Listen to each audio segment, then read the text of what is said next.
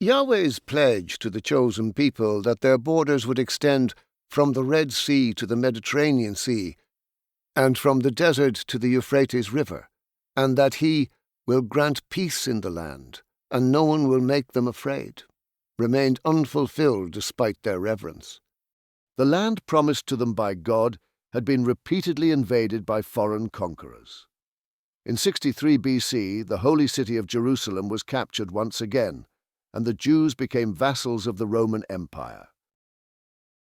It seemed the God they worshipped had no power to keep his promise to them. Hebrews from the God of War. The Romans regarded the Jews as an awkward subject race.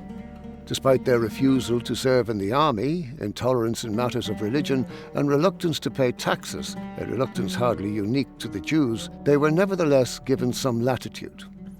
Julius Caesar exempted them from armed service and designated Judaism a religio licita, permitted religion. Up to the reign of Caligula, no attempt was made to force Roman religious observance on them.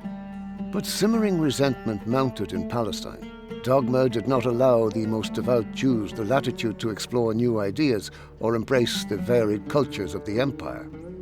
Instead, it bred anxiety and greater introspection. Had not the scriptures warned them about this? If they strayed once again, what would be the consequences? Yet they were the chosen people. Why had God abandoned them to the heathen? This latter question had troubled the Jews for several hundred years, since the destruction of Israel and Judea, and the early days of their vassal state. Later books of the Bible reflect on this idea. From Isaiah onward, prophets lamented the condition of the chosen people, admonishing them for the sins that reduced them to this state, and foretelling a day when they would be victorious again, as in the days of Joshua and David. Prophets foretold that the lands of their enemies would be laid waste and the Jews would rule over them. They will make captives of their captors and rule over their oppressors. A bloody conflict would herald this new age. The Lord is coming with fire, for with fire and with his sword the Lord will execute judgment on all people, and many will be those slain by the Lord. The enemies in this conflict would be the non-believers, the Gentiles, those who consecrate and purify themselves to go into the gardens, i.e. the pagans, following one who is among those who eat the flesh of pigs, rats, and other unclean things. They will meet their end together with the one they follow. The slaughter would be great. Following this great victory, a reign of peace would last forever on earth, during which time the wolf will live with the lamb. The Gentiles would be pillaged by the faithful. You will feed on the wealth of nations. You will drink the milk of nations and be nursed at royal breasts. And Gentiles would be forced to submit to their new Jewish masters. They will bow down before you with their faces to the ground. They will lick the dust at your feet. They also would be reduced to slavery. Strangers will shepherd your flocks. Foreigners will work your fields and vineyards. To lead this great war, a new king would be born of the house of David. The virgin, young woman, will conceive and give birth to a son, and will call him Emmanuel.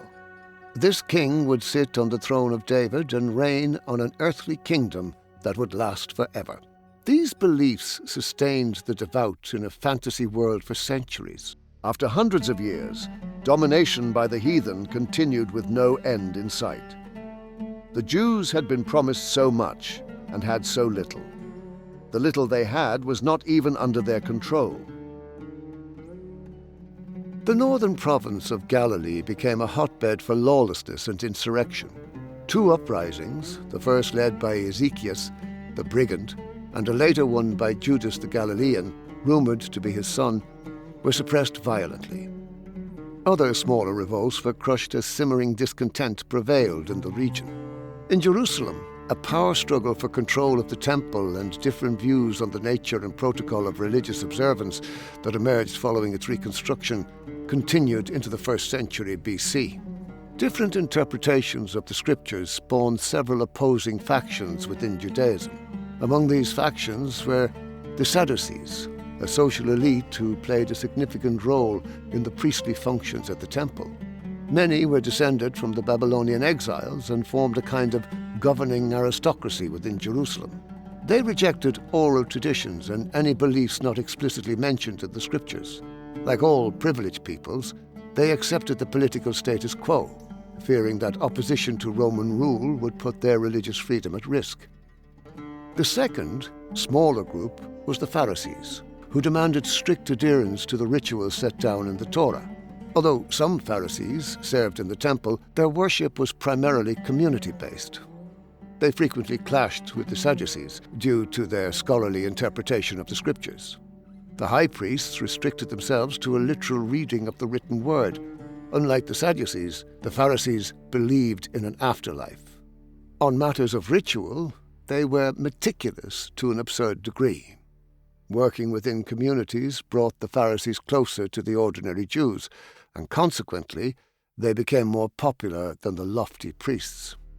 The temple became the focus of discontent for the poor provincials. Reduced to grinding poverty by heavy Roman taxes, they resented the wealthy priests who supported the status quo. These priests helped maintain the oppressive imperial system and profited greatly from it. Zealots, who wished to overthrow Roman rule, and religious purists who felt that the Sadducees had defiled the holy city by their compromises with Rome, all contributed to the discord. Others thought the temple had been tainted and should no longer be a center of worship. This latter view was shared by the third religious group, the Essenes. Most lived in smaller communal groups in Judea's towns and cities, relinquishing private property and preparing for the end of days. An extreme faction left Jerusalem and set up a secluded community in Qumran, near the Dead Sea. Despising both Sadducees and Pharisees, they led a strict life of ritual and learning, placing great ceremony in the cleansing power of water. They regularly immersed themselves for purification. The parchments they used were discovered in 1942 in local caves. These Dead Sea Scrolls, as they became known, were multiple versions of the scriptures, some of which were edited and changed. One document, the War Scroll, included detailed preparations for a military campaign. The Essenes believed that a Messiah would lead them in battle against the forces of darkness. After crushing their enemies underfoot, they would set up the kingdom of God on earth. Even the most inept prophet could see the dark clouds gathering on the horizon. By the end of the 1st century AD, the battle anticipated by the Essenes of Qumran came to pass as they perished in bloody insurrection against Rome. The obsessive faith that fueled their passion, confined as it was to a distant province of the empire, might have died with them, consigned to oblivion by Roman arms. But a series of events caused their faith, or a version of it, to emerge from this backwater and engulf the empire that conquered it.